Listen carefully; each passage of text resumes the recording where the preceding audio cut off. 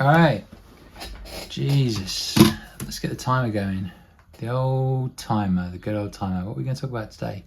Ooh, childhood trauma. That's a good one. Let's start the video now. All right. So, promises. Did my run today. So it's been torrential rain on and off, but I'm gonna go for a run anyway. Probably gonna get caught in it, but luckily my skin is waterproof, so it should be fine. It's 30 minutes, super slow compared to how I used to run, but didn't take it too crazy. You got to ease yourself into these things. The most important thing is consistency. So in terms of the what you're calling the Born Free redemption arc, we're getting there. We've got some momentum, which I'm excited about. If you see there is in fact a fight stick, which just completely changes the ambiance. I'm sure you will agree. Anyway, listen, I need you to like this video. I need you to comment on this video to give it higher engagement. And, I just need more views today because yesterday's video wasn't it. 17 minutes too long, especially during the week. People don't have time. And also, more interaction is better. If you don't subscribe to my channel and you've watched my content in the past, please just subscribe. It's not going to hurt. It's not going to hurt you.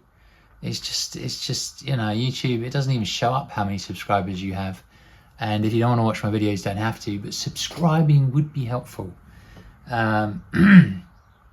What else do I need to cover before we get into the meat of it? Oh, thanks for the donations on Ko-Fi. I will go through that at the end. I wanted to tell a story, I guess. A more universal story, which I remember came from the crevices of my mind when I used to do an acting class. I'm sure I've talked about it before. For about 10 years when I was in New York, it was this very serious class. And, it was 4 hours, the lesson each week. And, 2 of those hours were spent just warming up, doing exercises that made you feel somewhat vulnerable, but also made you ready to act, right? I didn't do those classes because I wanted to be an actor. I just did them because I thought they were a genuinely healthy way to spend my time rather than like drinking, that's literally how I chose acting. And I didn't want to go to some class where you don't connect with people. You go to a yoga class for 20 years and you get to know someone's name, perhaps have a coffee. Whereas you go to an acting class like these, which are pretty intense, and you're connecting with people over the course of, say, a weekend, and because they did these special weekends, and you feel closer to those people than people that you've known for 20 years. It's pretty wild. So anyway, I was asked my partner at that time, my scene partner, didn't turn up. So I was asked to do this exercise where you start talking and you don't stop, right? And as you know, that's actually fairly easy for me. But also, I have I have been prescribed, is that the right word? Diagnosed, sorry, many times in my life with ADHD, or actually ADD, because I don't get the hyperactivity apparently, which is kind of annoying because that actually sounds quite useful. But I had to talk, right? So I was talking, and out of nowhere this story came up, which had been in my mind, just hidden away. I hadn't thought about it for decades, I suppose. It was interesting because then I started to think about it and the way that it directed my life at the time. So I'm going to tell you that story now. So I was about 12 years old, went to high school. Going to high school was exciting. I remember all the little exciting things about going to school, getting you a new pencil case and pens and all that stuff, and promising yourself that you're going to have the best handwriting because you get your new books and all, and all of that changes after about a day. but we had like, going to high school, we had very specific subjects, so classes were dedicated to subjects. That's something I remember. But I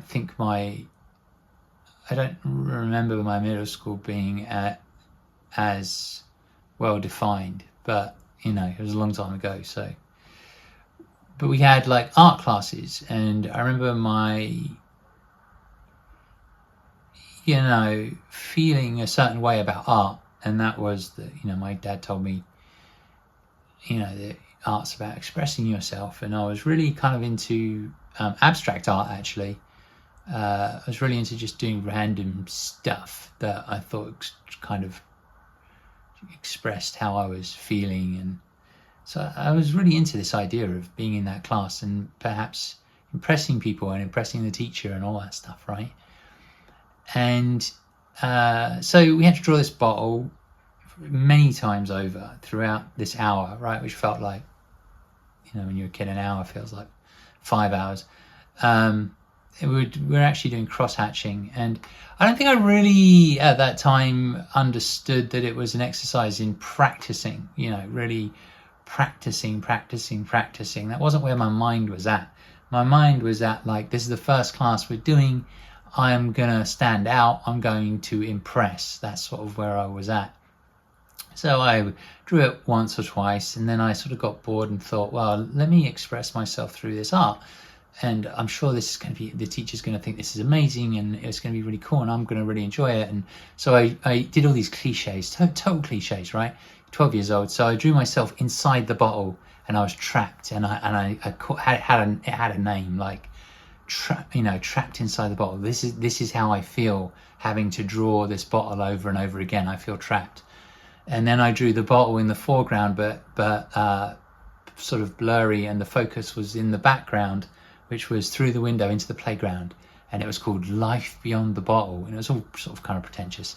Anyway, the teacher comes around, looks at my work, and he stops the class, like claps his hands, stops the class, and he brings everybody round, and I'm thinking, yeah, here we go, this is it, like, I'm going to show people what art's all about.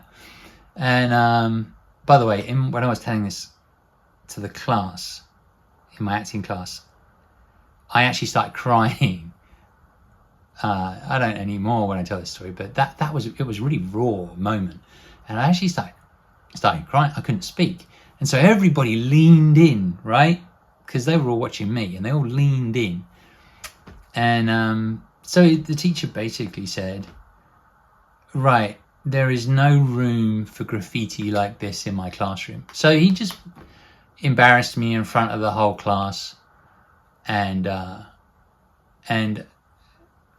was it for me. Like, basically I decided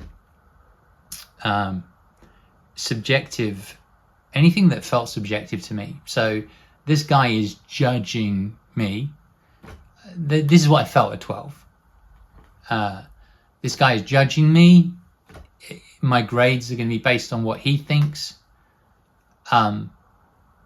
There is no right answer. There is only what he deems to be correct. That's how I interpreted it when I was 12 years old. So I just stopped trying, and I gave up on everything creative. And I leaned into mathematics and the sciences, and it was really simple for me. It was like, well, 2 + 2 is 4. Is that correct or not? It has nothing to do with whether you like me. It has nothing to do with whether you like the answer. It's just simply, what is the answer? And the answer is 4. So I ended up leaning into science and into mathematics, which, was fine. It was like one of those things that came a little bit more naturally to me anyway. But there's an element of like me not being mature enough at 12 to be able to realize that I could have thought about that and pushed back in a way on that teacher, or maybe gone and talked to somebody about it or my feelings. But you just don't, I don't know, I just didn't. As a 12-year-old boy, I just made my decisions like that and went about the world doing the things that I wanted to do, which is probably hasn't changed much, to be honest. although I am sharing things with you right now, which is a big difference. But I feel like there was a lot of time wasted, which where I could have felt more confident in the creative aspect of myself. You know, like when I went to advertising, I became an account director, account person, account executive, account manager, account director, and that you oversee creative people and you talk to creative people. But even then I remember like seeing their work and thinking I can do better than this, and I wrote, sometimes I would write a script, and that's really taboo. Like as an account person for most agencies, you're not supposed to write or touch the creative work, but I was getting so frustrated with some of the work that was coming back. I wrote a script and I sent it off to the creative director, and he said, listen Mark, there's another ad that's slightly similar, like the form, but I really like it.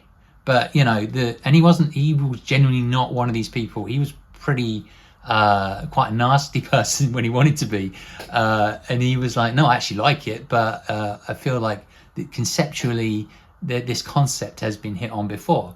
And then about 2 months later, he basically used the same concept and made the ad, and it cost millions to make.